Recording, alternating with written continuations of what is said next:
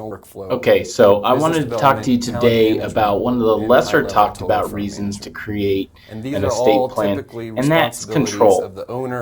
You want to be in control of your finances if you've become incapacitated or when you pass away, and making a comprehensive estate plan is really the only way to do that. And here in California, really, you need to create a trust. If you create just a will, a will's just a letter to the probate court saying, this is how I want my property to be distributed.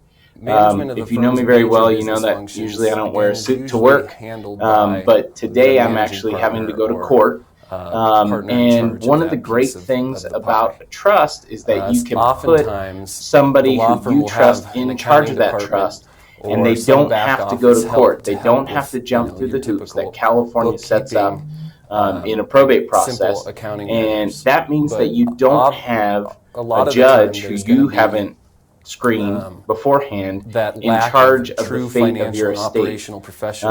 Now, the issues with going through probate is that the probate rules change all the time, but they're different from jurisdiction to jurisdiction, and sometimes the judge really makes a big difference about whether your estate is processed quickly or how it's processed.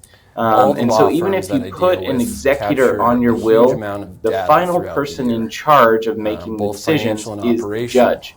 But if you have a trust that's well written, then it will stay out of probate court, and you don't have to have a judge as your final arbitrator.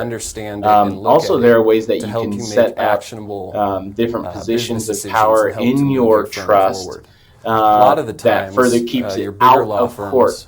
So if you have a trust right now and you don't have somebody called a trust protector, performance indicators. It's kind of a newer, I would say newer, it's in the last decade, it's a newer role that people have been putting into their estate plans, and this trust protector acts as a mediator, which can further keep your trust out of court, and it can further keep you in control of who makes decisions, even if something goes kind of sideways in your trust. So there are lots of great ways to keep your estate out of court and keep you in control of who's making the decisions.